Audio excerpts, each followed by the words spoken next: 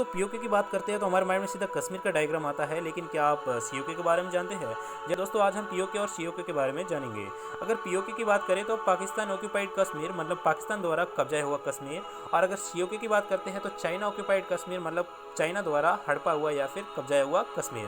दोस्तों अगर क्षेत्रफल के लिहाज से बात करें तो कश्मीर का जो कुल क्षेत्रफल है उसका 35% जो एरिया है वो पीओके के रूप में पाकिस्तान के अंडर में है, जैसा कि मैं एक कलर के थ्रू आपको शो करने की कोशिश कर रहा हूँ। और अगर दोस्तों अगर कश्मीर के टोटल एरिया का अगर 45% अगर मैं बात करूँ तो वो जो लद्दाख और जम्मू कश्मीर के रूप में यूनियन टेरिटरी जो कि इंडिया की है वो इंडिया के अंडर में है, और बाकी जो 20% जो एरिया रहा वो सीओके के रूप में चाइना के अंडर में है। तो 35 एरिया पीओके के रूप में पाकिस्तान के पास, 45 इंडिया के अंडर में, और 20% एरिया जो है वो चाइना के अंडर में है। दोस्तों कई बार आप अक्साई चीन वर्ड जो सुनते हैं उसके बारे में भी जान लीजिए।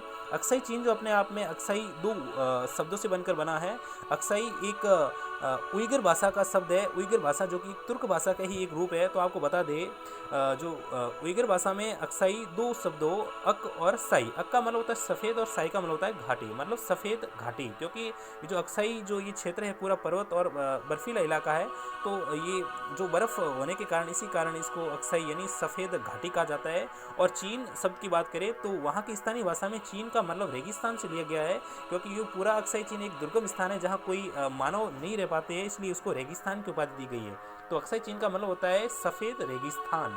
लेकिन जो चाइना की गवर्नमेंट है वो अक्साई चीन को अपना हिस्सा बताने के लिए अक्सर इसको चीन का रेगिस्तान अर्थ से लोगों को बताने की कोशिश करते हैं, लेकिन वास्तव में अक्साई चीन का मतलब है सफ़ेद रेगिस्तान। तो ये था अक्साई चीन, सीओके एंड पीओके।